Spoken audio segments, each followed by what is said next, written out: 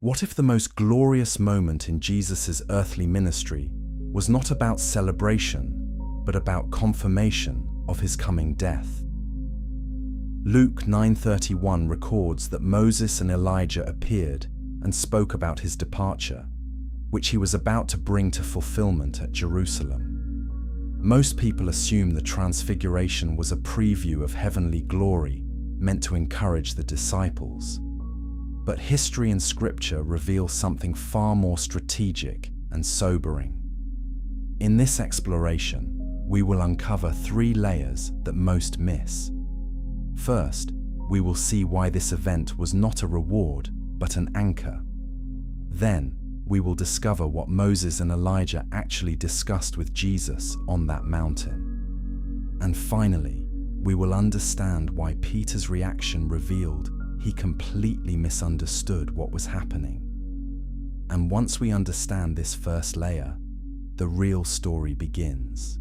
And the scene unfolds on a mountain whose name remains unidentified in Scripture.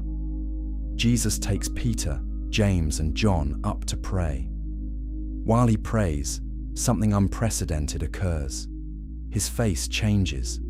His clothes become dazzling white, brighter than any earthly bleach could make them. Then 2 figures appear beside him. The disciples recognize them instantly, though they had died centuries before.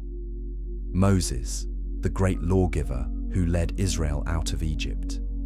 Elijah, the fiery prophet who called down heaven's judgment and never tasted death himself. These are not hallucinations or symbolic visions. They are real presences, speaking with Jesus about something specific. The conversation is not casual. It is not about theology in the abstract. Luke's gospel tells us they spoke about his exodus, the departure he was about to accomplish in Jerusalem. That word, exodus, carries the weight of blood, liberation, and costly passage. It echoes the night in Egypt when lambs were slain and death passed over. It points forward to another lamb, another doorway marked in blood, another crossing from bondage into freedom. But the disciples do not understand this yet. They are terrified and confused. Peter tries to build shelters to make the moment last. A cloud overshadows them. A voice speaks, "This is my son, my chosen one. Listen to him." Then suddenly, the 2 visitors are gone. Jesus stands alone, and he tells them to tell no one what they have seen until after the Son of Man has risen from the dead. Subscribe now if you want to understand what the disciples could not grasp in that moment. This channel digs deep into the biblical mysteries that most teaching skims over. Hit that notification bell so you do not miss the next revelation. Because what comes next will challenge everything you thought you knew about this event. The question we must ask is simple but profound. Why did this happen? Why this mountain? Why these 3 disciples? Why Moses and Elijah? And why now? The answer is not found on the mountaintop itself. It is found in the valley below, in the words Jesus spoke just days before this event. He told his disciples plainly that he must go to Jerusalem, suffer many things, be rejected by the elders and chief priests and scribes, and be killed, and on the 3rd day be raised. This announcement shattered their expectations. The Messiah was supposed to conquer, not die. He was supposed to establish a throne, not a grave. The disciples heard his words, but they could not process them. Peter even rebuked Jesus for speaking such things. It is in this context, in this atmosphere of confusion and denial, that Jesus leads 3 of them up the mountain. The Transfiguration is not a random display of divine power.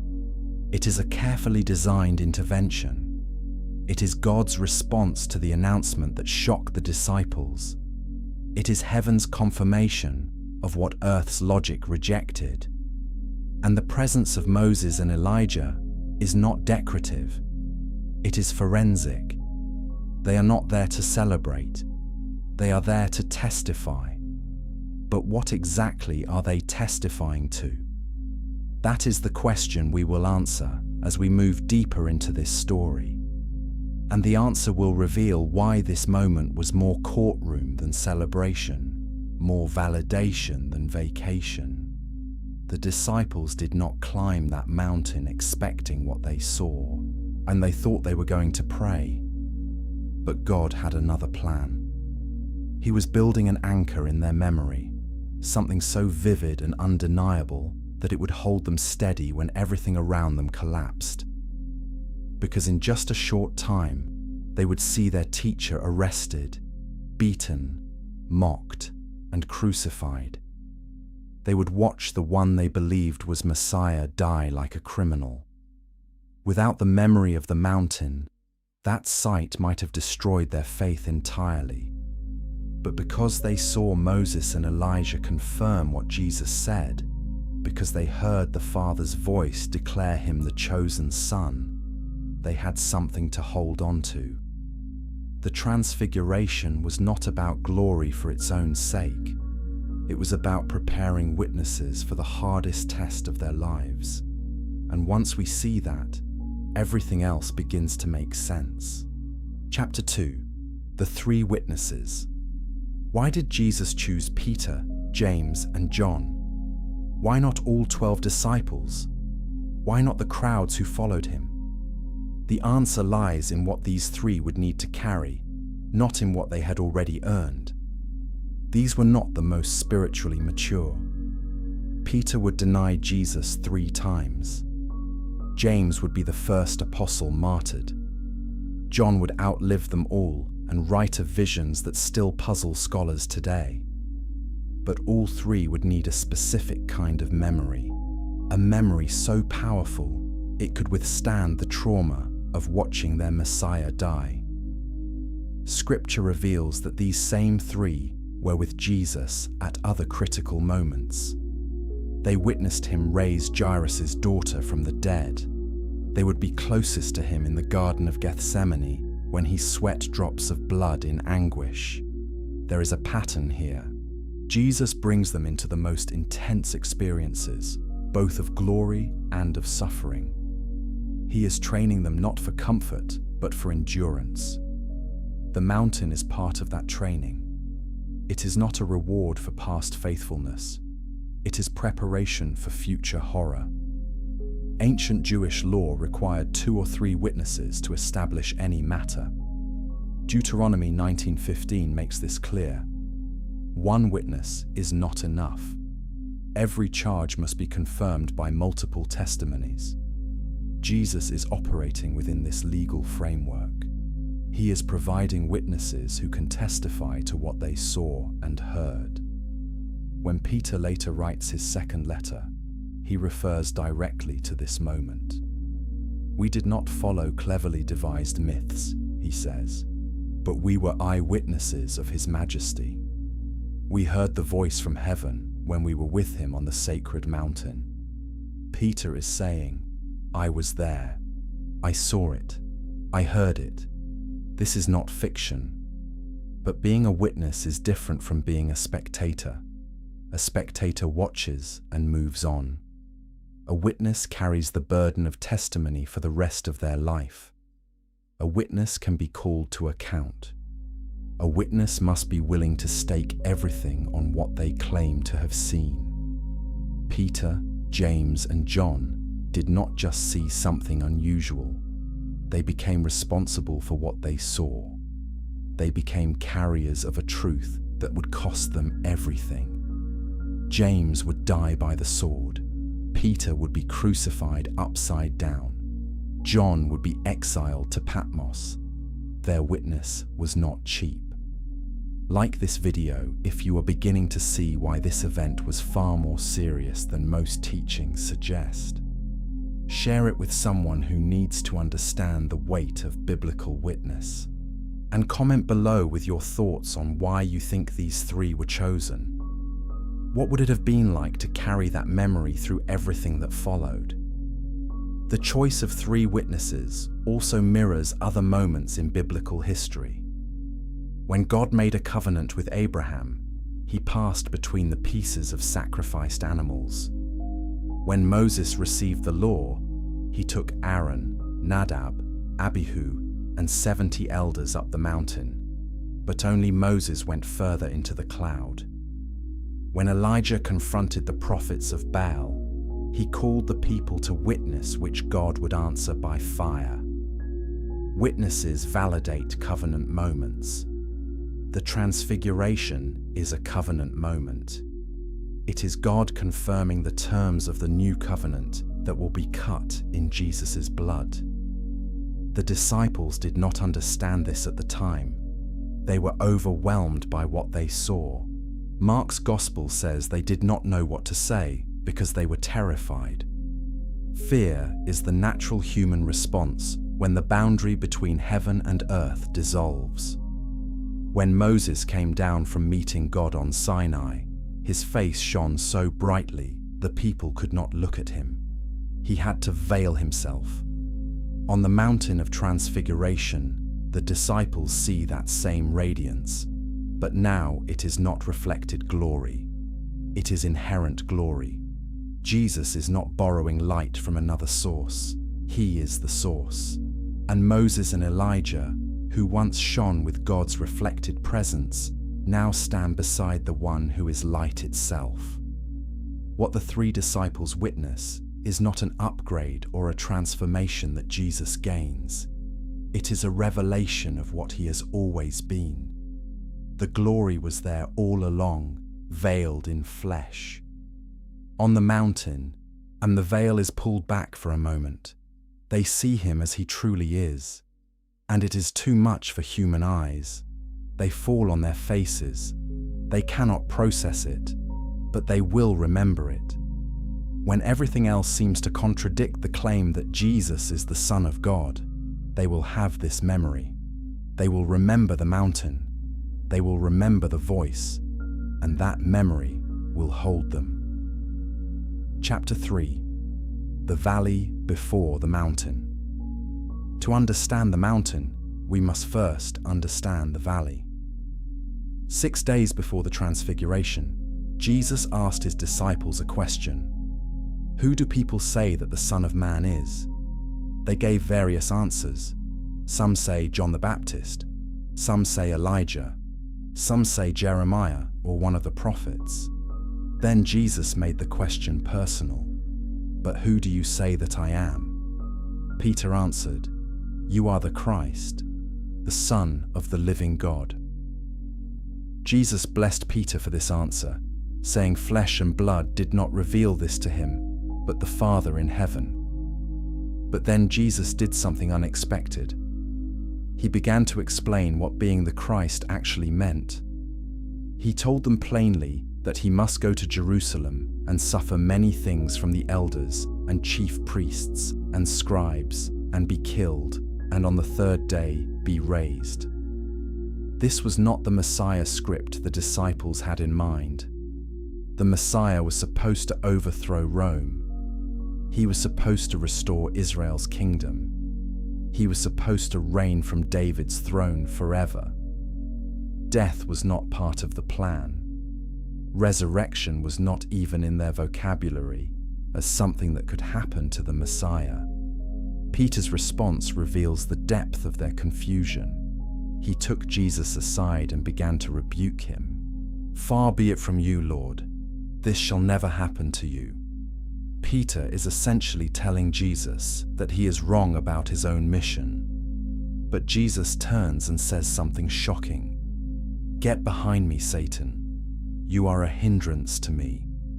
For you are not setting your mind on the things of God, but on the things of man. This is one of the harshest rebukes in the Gospels, and it is directed at the same disciple who just confessed Jesus as the Christ. Why such a strong reaction? Because Peter's objection, though it sounds loyal, is actually a temptation. It is the same temptation Jesus faced in the wilderness when Satan offered him all the kingdoms of the world without the cross. It is the temptation to seek glory without suffering, victory without sacrifice, a crown without a cross. Jesus knows that this path leads nowhere. The only way to truly defeat sin and death is to go through them, not around them. The only way to redeem humanity is to take the full weight of their curse upon himself. There is no shortcut, and Peter, in his well-meaning ignorance, is offering a shortcut. Subscribe to this channel if you want teaching that does not avoid the hard truths of Scripture. We do not do shallow, feel-good messages here. We go deep into what the text actually says, even when it challenges us. Hit that like button if this is the kind of content you have been searching for. After this confrontation, Jesus speaks to the whole crowd. If anyone would come after me, let him deny himself and take up his cross and follow me. For whoever would save his life will lose it, but whoever loses his life for my sake will find it. This is not metaphorical language. Crosses were real instruments of Roman execution. Everyone listening knew what a cross meant. It meant shame, agony, and death. Jesus is saying that following him requires the willingness to die. This is not the message of a conquering king. It is the message of a suffering servant. The disciples are rattled. Their worldview is cracking. Everything they thought they understood about the Messiah is being challenged. And it is in this atmosphere, just 6 days after this confrontation, that Jesus takes Peter, James, and John up the mountain.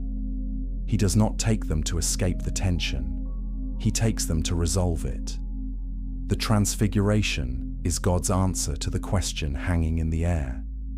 If Jesus is truly the Messiah, why must he die? If he is the Son of God, why must he suffer? The answer comes not in words, but in a vision. Moses and Elijah appear, and they speak with Jesus about his exodus, his departure that he is about to accomplish in Jerusalem. The conversation on the mountain is heaven's confirmation that the path Jesus described in the valley is the correct path. It is not a deviation from the plan. It is the plan. Moses, who led the first Exodus, understands this. Elijah, who confronted false worship and called Israel back to God, understands this. They both lived lives of costly obedience. They both knew what it meant to be rejected by the people they were sent to save.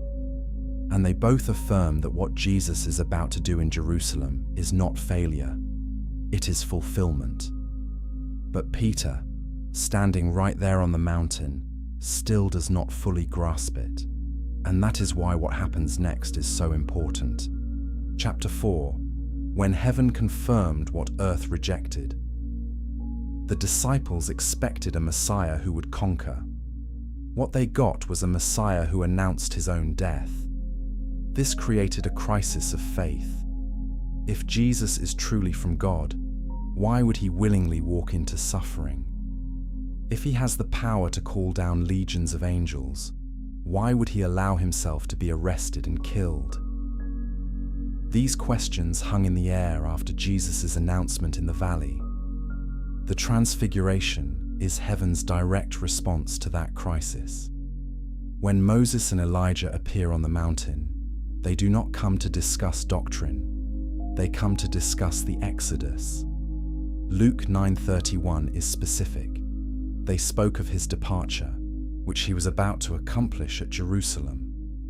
The Greek word used here is exodus. It is the same word used for Israel's liberation from Egypt.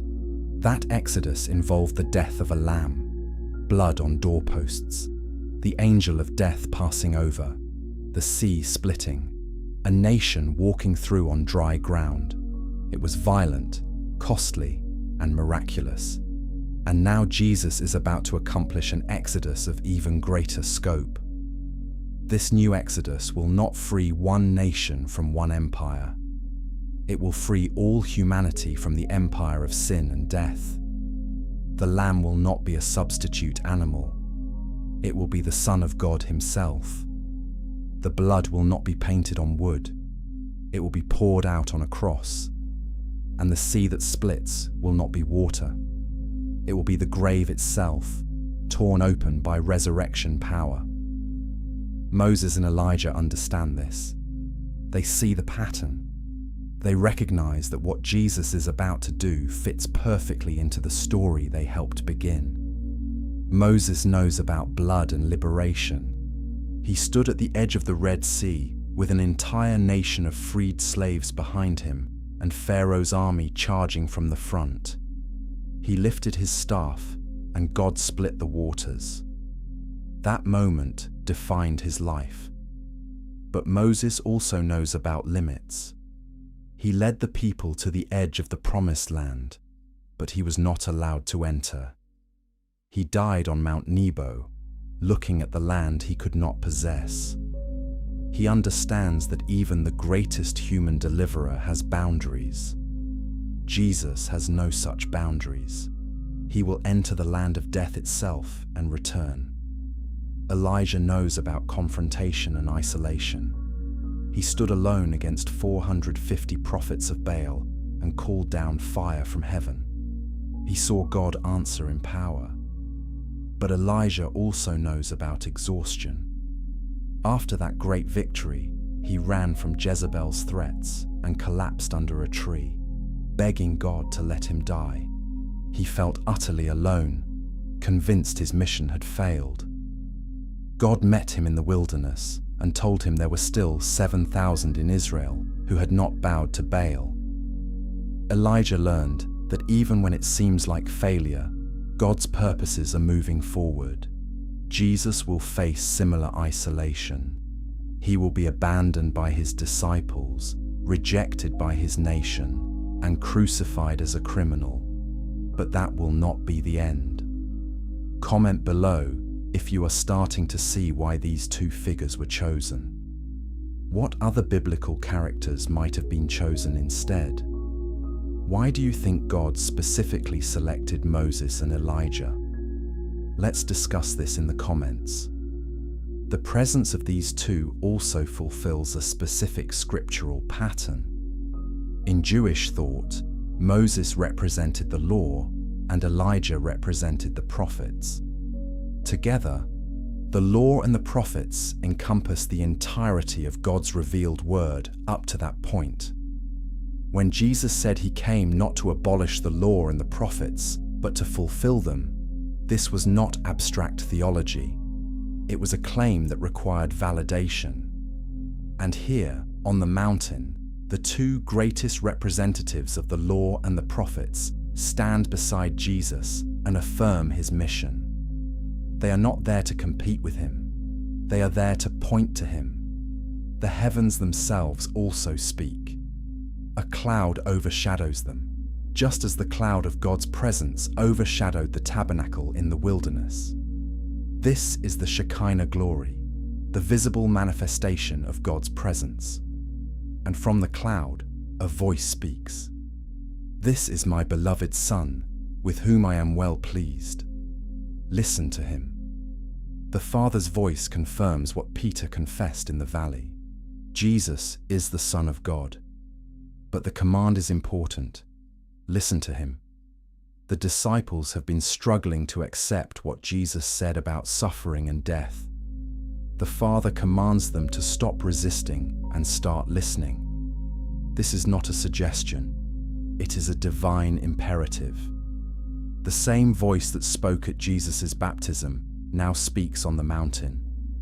At the baptism, the voice affirmed Jesus' identity at the beginning of his ministry. On the mountain, the voice affirms his mission at the midpoint of his ministry. And both times, the message is the same. This is my Son. Trust him. Follow him.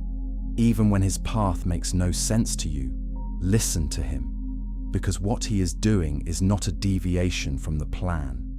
It is the heart of the plan. The disciples fall on their faces in terror. when the voice finishes speaking, and they look up and see no one but Jesus. Moses and Elijah are gone. The glory fades. Jesus is alone with them, looking as he always did. He touches them and says, "Rise and have no fear." As they descend the mountain, he gives them a strange command. Tell no one the vision until the Son of Man is raised from the dead. They do not understand what rising from the dead means, but they obey. They keep silent, and they carry the memory of what they saw and heard, even though they cannot yet interpret it. Chapter 5. The two who came from beyond Moses and Elijah did not appear by accident. Their presence on the mountain was deliberate, loaded with meaning that goes far beyond symbolism. These were not visions or symbolic representations. They were real, speaking, personal presences. And the specific experiences they carried in their own lives made them uniquely qualified to stand beside Jesus at this moment. To understand why they were chosen, we must look at what they endured and how their stories intersect with what Jesus is about to face. Moses spent 40 years in the wilderness leading a stubborn, complaining, rebellious people. He stood between a holy God and a sinful nation. He interceded when God's anger burned against Israel. He mediated the covenant on Mount Sinai. He saw the glory of God and lived. But he also saw the limits of human obedience. The law he delivered revealed God's perfect standard, but it also revealed that no human could meet that standard.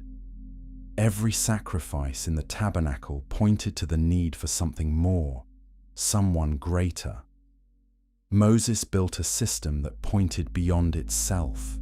He knew the law could reveal sin, but could not remove it. Moses died before entering the promised land. His death was not punishment for personal failure alone. It was a living picture of the law's limitation. The law can bring you to the edge of the promise, but it cannot bring you in. Only grace can do that.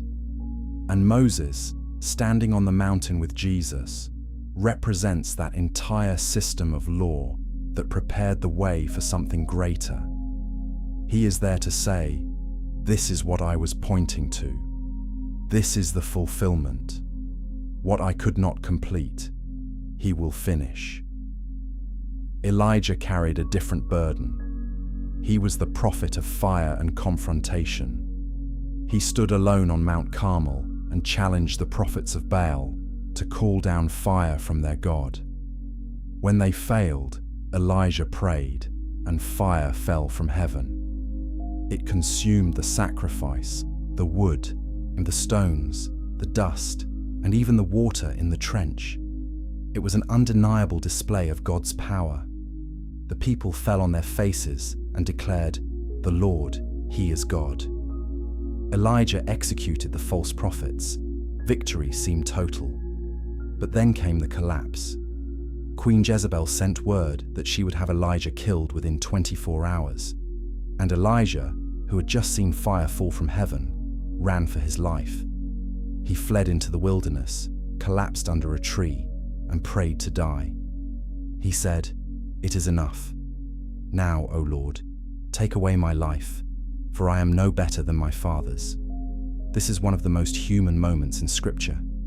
The great prophet, fresh from victory, is so exhausted and disillusioned that he wants to die. God did not rebuke Elijah. He sent an angel to feed him. He let him sleep. He led him to Mount Horeb, the mountain of God. And there, in a cave, God asked him, "What are you doing here, Elijah?" Elijah poured out his complaint. "I have been very jealous for the Lord. The people of Israel have forsaken your covenant, thrown down your altars, and killed your prophets with the sword. I alone am left, and they seek my life." God then showed Elijah a great wind, an earthquake, and a fire. But the Lord was not in any of those. After the fire came a low whisper, and in that whisper, God spoke, Share this video if you have ever felt like Elijah under that tree. If you have ever felt like your faithfulness went unrewarded, like you were standing alone, like your mission had failed. The story of Elijah is for you. And his presence on the Mountain of Transfiguration is a message that God does not waste the suffering of his servants. God told Elijah that there were still 7,000 in Israel who had not bowed to Baal. Elijah was not as alone as he thought, and his mission was not finished. He was sent to anoint new kings and a new prophet who would continue the work. Elijah learned that even when everything looks like failure, God's plan is advancing. This lesson made him uniquely qualified to stand with Jesus on the mountain, because Jesus is about to face a similar moment. He will be abandoned by his disciples. He will be rejected by his nation. He will die on a cross, and to everyone watching, it will look like total defeat. But it will not be defeat. It will be victory. Elijah also never experienced death in the normal sense. He was taken up to heaven in a whirlwind. His departure was unique, a foreshadowing of something greater. And now, centuries later, he stands on a mountain with the one who will defeat death for everyone. Moses, who died and was buried, and Elijah, who never tasted death, both appear in glory beside Jesus. They represent two sides of the human experience, and both are about to be transformed by what Jesus accomplishes in Jerusalem. The choice of these two is not random, it is precise. They are the law and the prophets in human form. They are the voices of the old covenant affirming the arrival of the new. They are witnesses to the pattern of God's deliverance, and they recognize that pattern reaching its fulfillment in Jesus. They speak of his exodus because they understand what an exodus requires: blood, sacrifice, a crossing through death into life. And they are there to confirm that this is not a tragedy. It is the plan. But what exactly did they say to Jesus on that mountain? That is what we explore next. Chapter 6. The Word that Carried Centuries. The conversation on the mountain was not recorded in full, but Luke gives us one critical word that unlocks the entire scene. Moses and Elijah spoke with Jesus about his exodus. In Greek, the word is exodos. Luke could have used many words to describe Jesus' coming death. He could have said they spoke of his suffering, his sacrifice, his passion, or his departure in generic terms. But he chose exodus. That choice is not incidental. It carries the weight of centuries of Jewish history and theology. The exodus from Egypt is the defining event of Israel's identity. It is the moment when God took a nation of slaves and made them his people. It is the story told every Passover, remembered in every sacrifice, echoed in every prophetic call to return to God. When Israel needed hope, the prophets reminded them of the Exodus. When they needed to understand God's character, they were pointed back to the Exodus. It was the template for understanding how God saves. The Exodus involved specific elements. There was bondage. Israel was enslaved in Egypt, forced to make bricks, beaten, oppressed. There was a deliverer. Moses was raised in Pharaoh's house but called by God to lead the people out. There was confrontation. Moses stood before Pharaoh and demanded, "Let my people go." Pharaoh refused again and again. Plagues fell. Judgment came. But Pharaoh's heart remained hard. Then came the final plague. God declared that the firstborn of every household in Egypt would die. But he provided a way of escape for Israel. Each family was to take a lamb without blemish, kill it at twilight, and put its blood on the doorposts and lintel of their house. When the angel of death passed through Egypt that night, he would see the blood and pass over that house. The lamb's death substituted for the death of the firstborn. This was not because the Israelites were more righteous, it was because of the blood. Subscribe now if you are seeing the connection. The Passover lamb was not just a historical detail, it was a prophetic picture. And the conversation on the mountain was about the fulfillment of that picture. Make sure you are subscribed so you do not miss the deeper layers we are about to uncover. After the Passover, Pharaoh finally let the people go, but then he changed his mind and pursued them with his army. Israel found themselves trapped between the sea and the soldiers. Moses stretched out his hand, and God split the sea. The people walked through on dry ground. When the Egyptians tried to follow, the waters returned and drowned them. Israel sang a song of victory on the other side. They had crossed from slavery to freedom, from death to life. This was the Exodus. Now, centuries later, Moses and Elijah stand with Jesus and speak of another Exodus.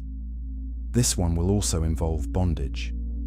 But the bondage is not to Egypt, it is to sin and death. All humanity is enslaved, unable to free themselves no matter how hard they try. This Exodus will also involve a deliverer. But this deliverer is not leading people out of a physical land. He is leading them out of the domain of darkness into the kingdom of light. This Exodus will also involve confrontation. But the enemy is not Pharaoh. It is Satan, sin, and death itself. And this Exodus will involve a lamb. Not a substitute animal, but the Lamb of God who takes away the sin of the world. The blood will not be painted on wood. It will be poured out on a Roman cross. And everyone who trusts in that blood will be passed over by the judgment they deserve. The angel of death will have no claim on them.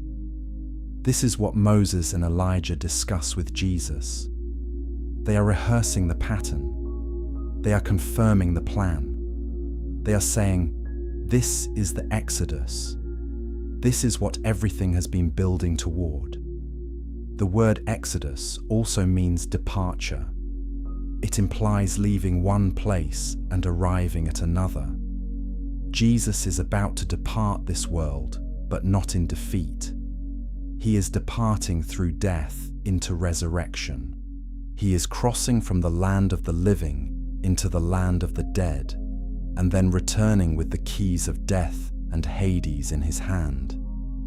The grave will not hold him. The enemy will not defeat him. He will pass through death and come out the other side victorious. And because he does, all who trust in him will follow. This is why the conversation on the mountain is so significant. It is not a casual chat about theology. It is a strategic briefing. Moses and Elijah are affirming that what Jesus is about to do fits perfectly into the story of God's redemptive work. The Exodus from Egypt was a shadow. Jesus' death and resurrection are the reality. The lamb in Egypt saved one household for one night. The lamb on the cross saves every believer for eternity. The sea that split in the wilderness was water, and the sea that Jesus will split is the grave itself. And when he rises, a new Exodus will be complete.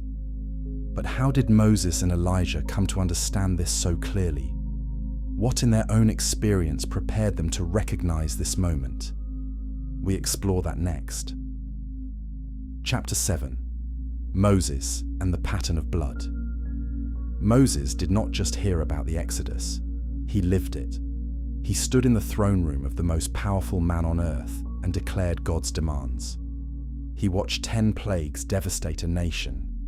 He saw the Nile turn to blood, frogs cover the land, gnats swarm, flies invade, livestock die, boils break out, hail destroy, locusts devour, and darkness fall. He witnessed the hardening of Pharaoh's heart with each refusal. And then came the night that changed everything. God gave Moses specific instructions. Each household was to take a lamb. It had to be without blemish, perfect in every way. On the 14th day of the month, at twilight, the lamb was to be slaughtered. The blood was to be collected and applied to the doorposts and the lintel of the house.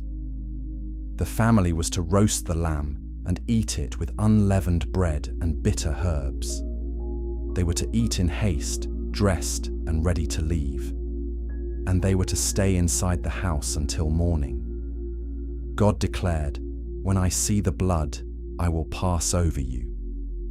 The blood was the sign, not the family's moral record, not their good intentions, not their religious sincerity.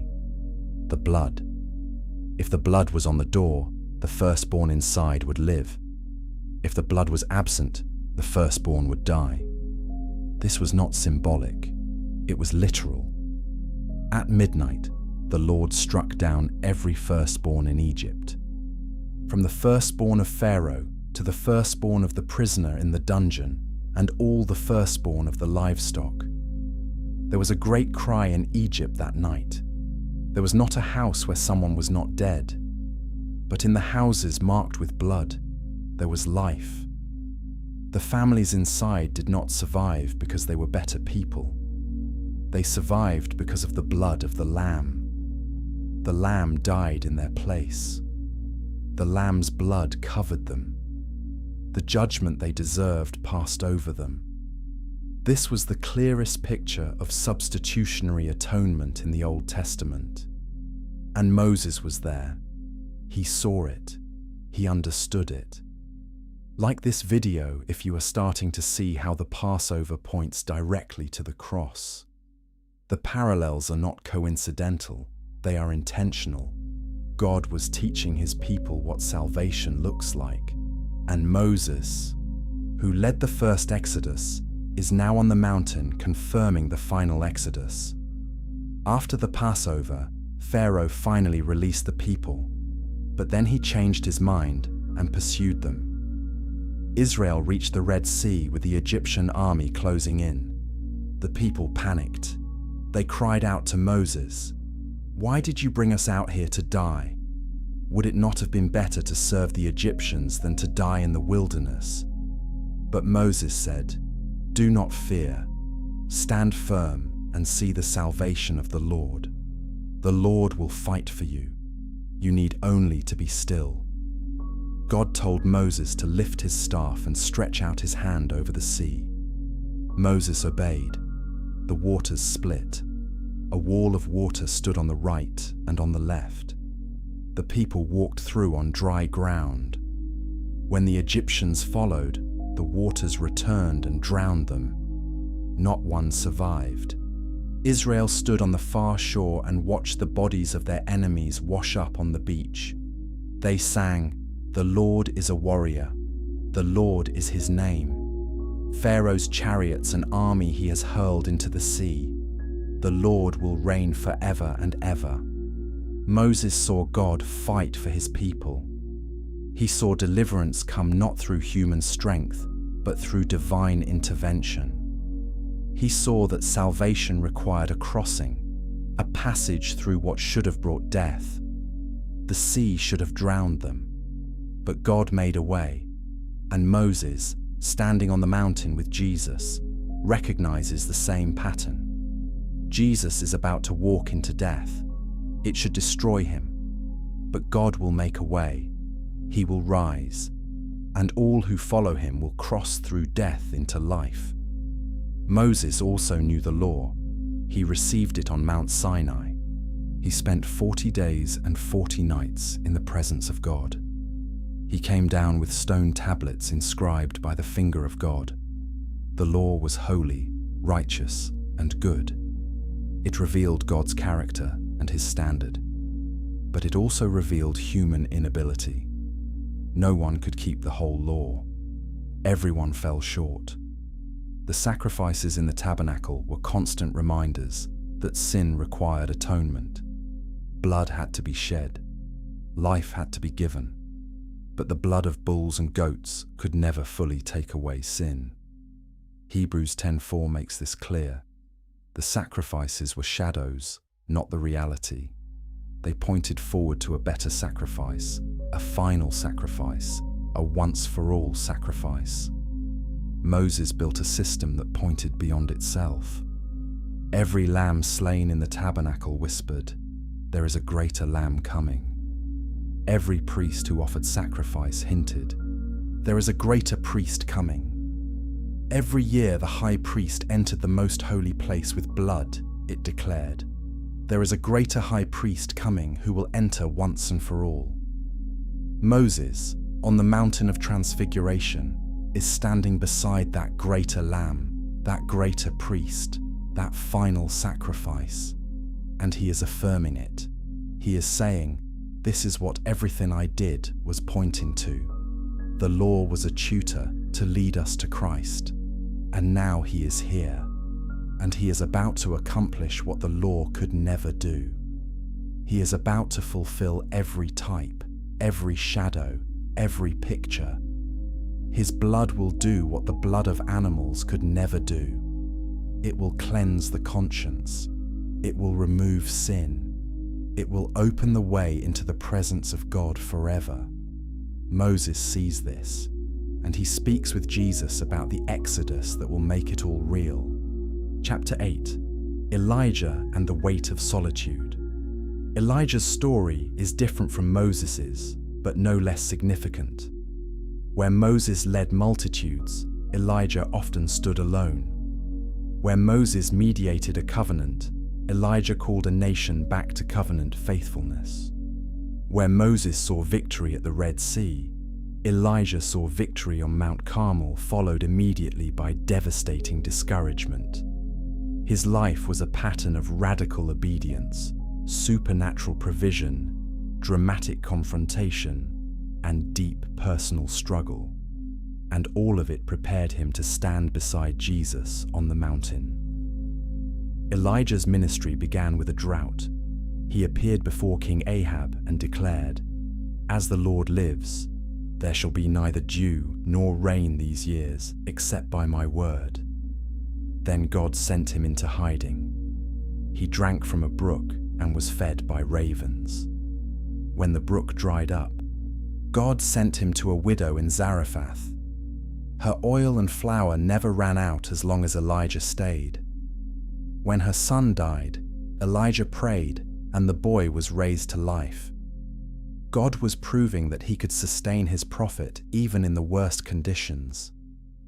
After 3 years, God sent Elijah back to Ahab. The confrontation on Mount Carmel followed. Elijah challenged the prophets of Baal to a contest. They would build an altar, place a sacrifice on it, but light no fire.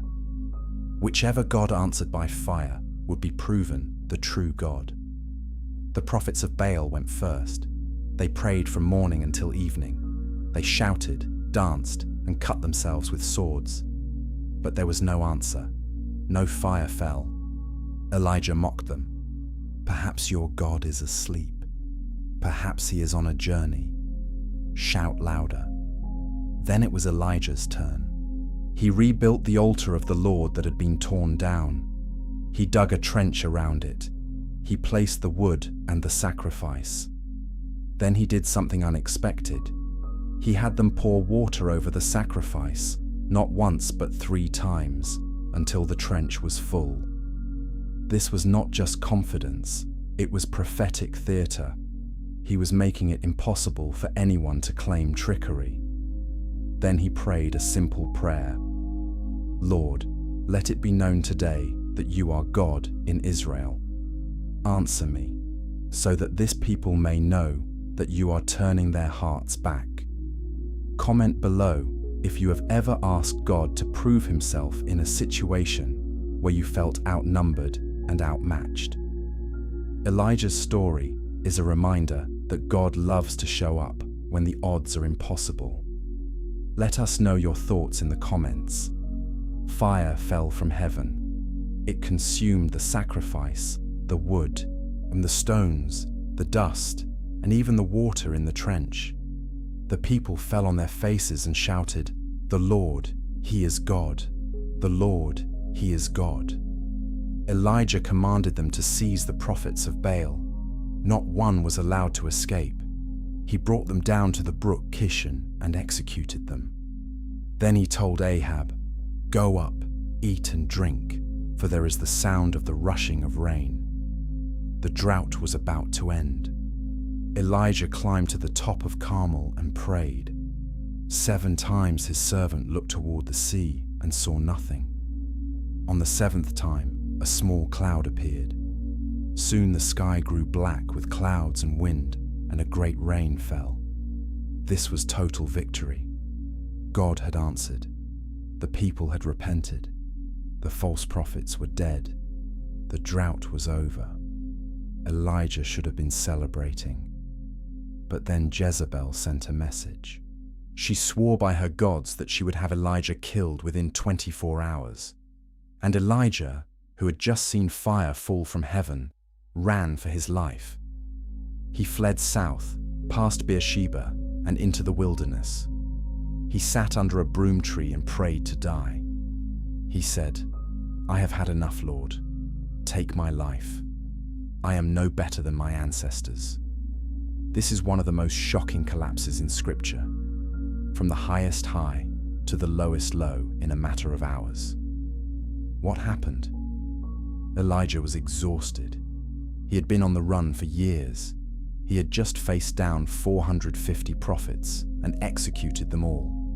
He had prayed for fire and rain. He had confronted a king and queen who wanted him dead. And now, instead of seeing nationwide revival, he was being hunted again. He felt utterly alone. He believed his mission had failed. He saw no point in continuing. But God did not abandon him.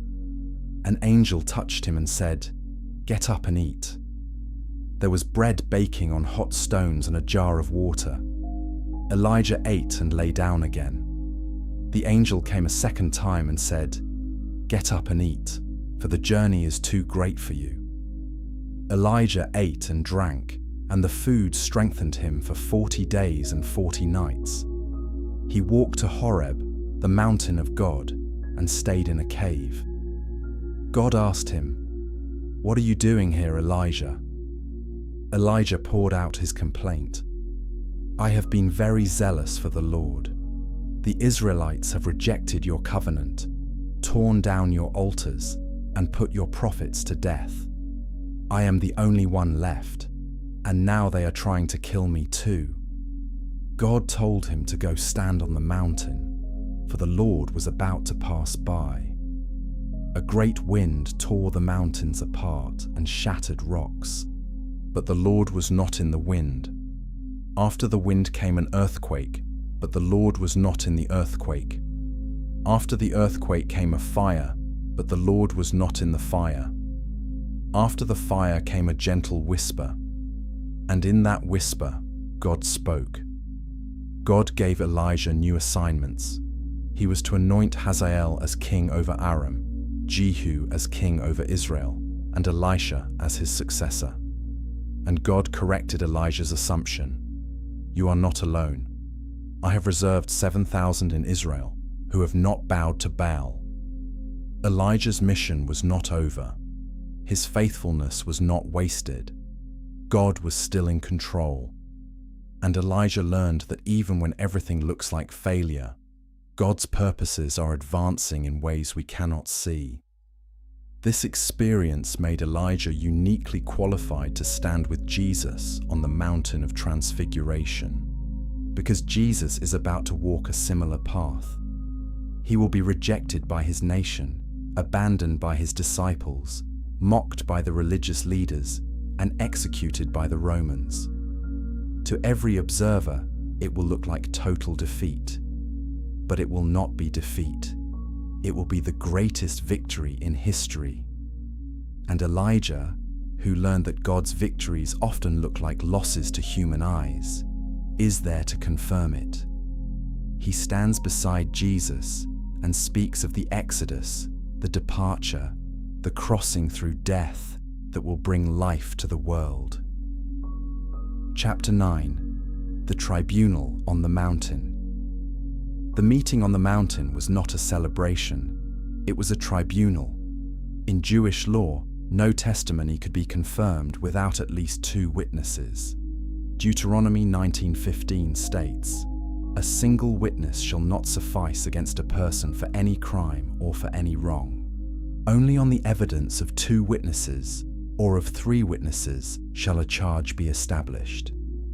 This legal principle ran through Israel's entire judicial system. It was designed to protect against false accusations and ensure that truth was verified. Jesus is about to face the most important trial in history. He will stand before the Sanhedrin, before Pilate, before Herod, and before the crowd. He will be accused of blasphemy, insurrection, and claiming to be a king. He will be condemned, beaten, and crucified. To human eyes, it will look like he is on trial. But in reality, humanity is on trial. Sin is on trial. Death is on trial. And Jesus is the one bringing the charges. He is the prosecutor, the judge, and the substitute all at once. But this inverted trial requires witnesses, not just any witnesses. It requires voices from beyond time, in figures whose authority cannot be disputed. And so God brings Moses and Elijah to the mountain. They are not there as spectators, they are there as witnesses. They are testifying that what Jesus is about to do in Jerusalem is not a mistake. It is not a failure. It is the fulfillment of everything God promised from the beginning. Moses represents the law.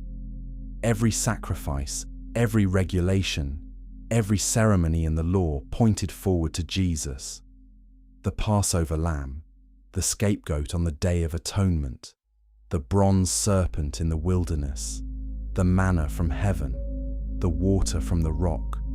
All of these were types and shadows. Jesus is the reality they pointed to.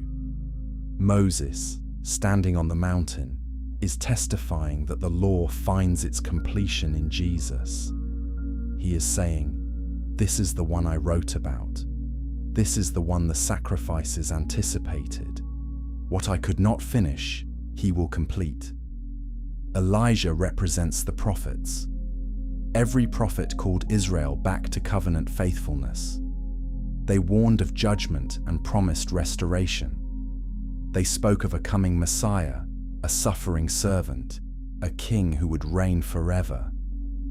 Isaiah described one who would be despised and rejected, a man of sorrows acquainted with grief.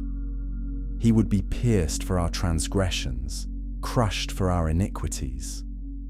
The punishment that brought us peace would be upon him, and by his wounds we would be healed. Jeremiah spoke of a new covenant, written on hearts, not on stone. Ezekiel prophesied of a new spirit and a new heart given by God. Share this video with someone who needs to understand why the Old Testament matters. It is not just ancient history, it is the foundation that makes sense of the cross. Every page points to Jesus, and Moses and Elijah, representing the law and the prophets, are standing on the mountain testifying that he is the fulfillment. The Father's voice adds the third witness. "This is my beloved Son. Listen to him." The voice from heaven is the final confirmation. The law testifies, the prophets testify, and the Father himself testifies. The charge is established. Jesus is the Messiah. His mission is valid. His path to Jerusalem is the correct path. And what looks like defeat will be the ultimate victory. This is why the Transfiguration happens when it does. It happens after Jesus announces his coming death and before he walks into Jerusalem. It happens when the disciples are confused and doubting. It happens when Peter has just rebuked Jesus for speaking about suffering. God steps in and says, "No, you do not understand. This is my Son. This is my plan. This is the way. Listen to him. Do not resist. Do not try to change the script. Trust me. The cloud that overshadows them is the same cloud that led Israel through the wilderness. It is the same cloud that filled the tabernacle when God's glory descended. It is the visible presence of God. And the voice that speaks from the cloud is the voice of the Father, affirming his Son. This is not a private mystical experience. This is a public legal declaration. 3 disciples hear it. 2 ancient witnesses affirm it. And the testimony is sealed. The disciples fall on their faces, terrified. They cannot bear the weight of what they are witnessing. But Jesus touches them and says, "Rise and have no fear." When they look up, Moses and Elijah are gone. Only Jesus remains. The message is clear. And the law and the prophets pointed to him. But now he is here, and he is all they need. They do not need to cling to Moses or Elijah. They need to follow Jesus. He is the fulfillment. He is the goal. He is the way, the truth, and the life. Chapter 10. When glory met fear. Peter's reaction on the mountain reveals how little he understood what was happening. In the middle of the vision, while Moses and Elijah are still speaking with Jesus, Peter interrupts. "Rabbi, it is good that we are here. Let us make 3 tents, one for you, and one for Moses, and one for Elijah." Mark adds a critical detail. Peter did not know what to say, for they were terrified. Peter is speaking out of fear, not insight. He is trying to control a situation that is utterly beyond his control. Why does Peter want to build tents? The Greek word is skenai, which can mean booths or shelters. It is the same word used for the temporary shelters built during the Feast of Tabernacles. That feast celebrated Israel's time in the wilderness, when they lived in tents and God's presence dwelt among them. It was a feast of remembrance and anticipation, looking back to God's past faithfulness and forward to the day when God would dwell with his people forever. Peter is suggesting they stay on the mountain. He wants to preserve the moment. He wants to keep Jesus in glory, surrounded by the great figures of the past. He does not want to descend. He does not want to face what Jesus said is waiting in Jerusalem. He is offering an alternative plan. Let us stay here. Let us build shelters. Let us make this permanent. It sounds reasonable. It sounds devout. But it is actually a refusal to accept what Jesus came to do. Jesus did not come to stay on the mountain. He came to descend into the valley, to walk into Jerusalem, to face betrayal, injustice, torture, and death. The glory on the mountain is not the goal. It is fuel for the journey. It is an anchor for the storm ahead. Peter does not understand this yet. He is still thinking in terms of human logic. If glory is good, let us stay in glory. If this moment is powerful, let us make it last. But God interrupts. Subscribe to this channel if you have ever tried to keep Jesus in a safe, comfortable place, instead of following him into hard obedience. Peter's mistake is one we all make. We want the mountaintop without the valley. We want the glory without the cross. But that is not how God works. A cloud overshadows them. And this is not a natural cloud. It is the Shekinah, the visible presence of God. The same cloud that led Israel through the wilderness. The same cloud that filled the tabernacle and later the temple. The disciples are terrified. They know what this cloud means. It means God is present. And when God shows up, human ideas and plans become irrelevant. From the cloud, a voice speaks. "This is my beloved Son. Listen to him." The Father is directly addressing Peter's proposal. Peter wants to build 3 tents, putting Jesus on the same level as Moses and Elijah. The Father corrects him. "No, this is my Son. not one teacher among three, not one voice among many. He is my beloved Son, and the command is clear. Listen to him. Stop talking. Stop trying to control the situation. Stop offering your own plans. Listen to him. The disciples fall on their faces in terror. They are overwhelmed. They cannot stand in the presence of God's glory. But then Jesus does something remarkable. He comes and touches them. He says, "Rise and have no fear." In that moment, the terror is replaced by peace. The glory fades. When they look up, they see no one but Jesus. Moses and Elijah are gone. The cloud is gone. The voice is silent. Only Jesus remains. This is the point. The law and the prophets were vital. They prepared the way. They pointed forward. But now that Jesus is here, he is the focus. The disciples do not need 3 tents. They need one Savior. They do not need to stay on the mountain. They need to follow Jesus down into the valley, into the suffering, into the death that leads to resurrection.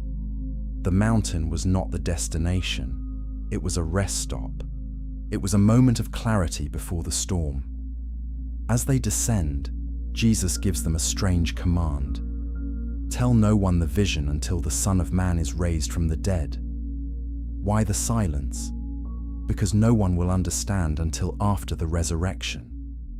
If they try to explain what they saw before the cross, people will misinterpret it.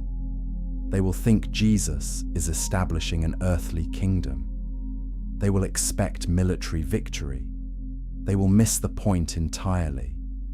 But after the resurrection, the transfiguration will make sense. It will be seen as confirmation that Jesus knew exactly what he was doing. He walked into death with full awareness and divine approval.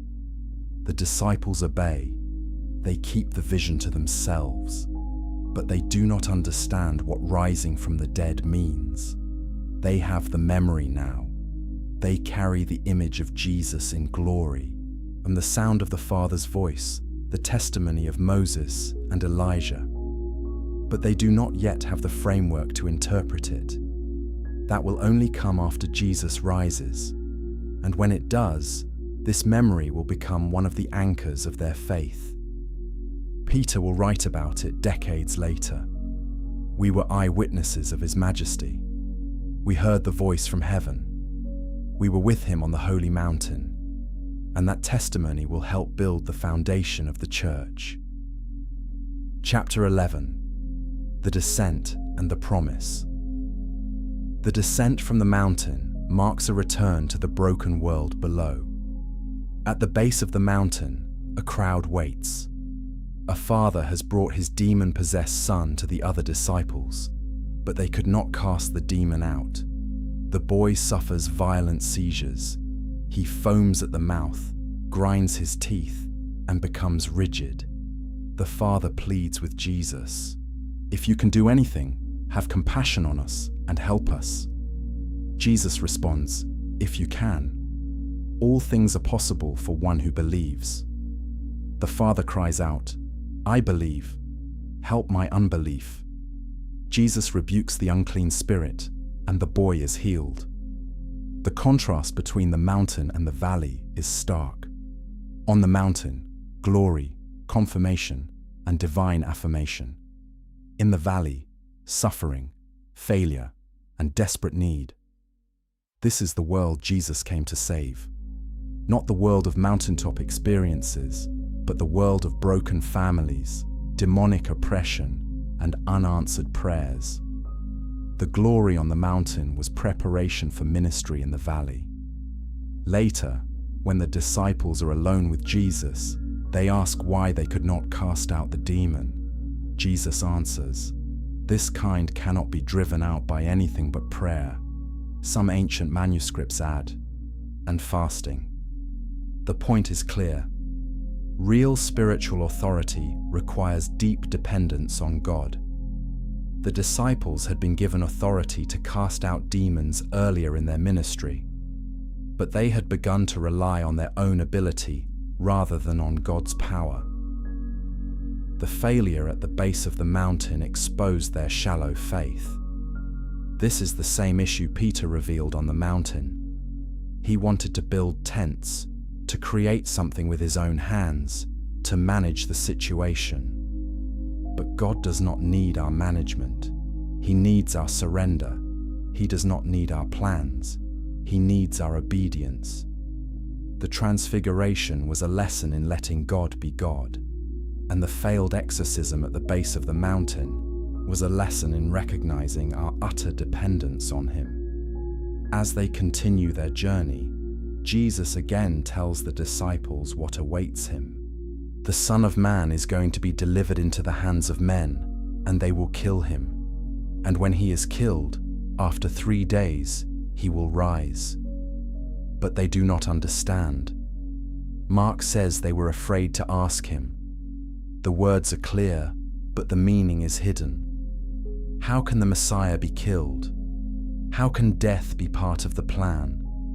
And what does it mean to rise after 3 days? They have no category for this, so they stay silent. Like this video, if you have ever been afraid to ask God a question because you were not sure you wanted to hear the answer, the disciples' silence is relatable. They sense that understanding will cost them something. It will require them to let go of their expectations and trust a plan they cannot see. And that is terrifying. Jesus continues to teach them. He tells them that greatness in the kingdom is not about power or position. It is about service. Whoever would be first must be last of all and servant of all. He takes a child and puts him in the midst of them. Whoever receives one such child in my name receives me. This is a radical redefinition of value. Children had no status in that culture. To receive a child was to receive someone who could give you nothing in return. Jesus is saying that the kingdom operates on a completely different value system than the world. This teaching flows directly from the Transfiguration. On the mountain, Peter wanted to honor Moses, Elijah, and Jesus by building tents. He was thinking in terms of status and recognition. But Jesus is teaching that true honor in the kingdom comes through humility and service. The path to glory is through the cross, and the way up is down. This is the pattern Jesus himself will follow. Though he was in the form of God, he did not count equality with God a thing to be grasped, but emptied himself, taking the form of a servant. He humbled himself by becoming obedient to the point of death, even death on a cross. Therefore God has highly exalted him. The Transfiguration was a glimpse of that exaltation. But the exaltation only comes after the humiliation. The glory only comes after the suffering. And the resurrection only comes after the death. This is the exodus Jesus will accomplish. This is what Moses and Elijah confirmed. This is what the Father's voice affirmed. And this is what the disciples will finally understand after Jesus rises from the dead. When that day comes, the memory of the mountain will make sense. They will remember how Jesus' face shone like the sun. They will remember Moses and Elijah speaking of his departure. They will remember the Father's voice declaring, "This is my beloved Son." And they will understand that everything happened exactly as it was supposed to. The suffering was not a detour. It was the destination. The cross was not a defeat. It was a victory. And the resurrection was not a surprise ending. It was the plan from the beginning. Peter, James, and John carried that memory through everything that followed. They watched Jesus enter Jerusalem to the cheers of the crowd. They watched him cleanse the temple. They watched him debate the religious leaders. They watched him celebrate the Passover with his disciples. They watched him agonize in the Garden of Gethsemane. They watched him be arrested, tried, mocked, beaten, and crucified. And through all of it, they had the memory of the mountain. When Jesus hung on the cross, beaten beyond recognition, crowned with thorns, gasping for breath, the memory of the mountain whispered, "This is the beloved Son." When he cried out, my God, why have you forsaken me?" the memory of the mountain whispered, "Listen to him." When he died and was laid in a tomb, the memory of the mountain whispered, "After 3 days, he will rise." And when the tomb was found empty and Jesus appeared to them alive, the memory of the mountain shouted, "This is the Exodus. This is the fulfillment. This is what Moses and Elijah came to confirm." The Transfiguration was not the climax of Jesus' ministry. It was the confirmation. It was God's way of saying, "I know this looks like failure, but trust me, this is the plan. And when you see him rise, you will understand. The glory you saw on the mountain was real, and it will be revealed again, not just for a moment, but forever." The exodus he accomplished in Jerusalem opened the way for everyone who believes to cross from death into life, from slavery into freedom, from darkness into light. Comment below with your thoughts. What does the Transfiguration mean to you now? How does understanding it as confirmation of the cross change the way you read the Gospels?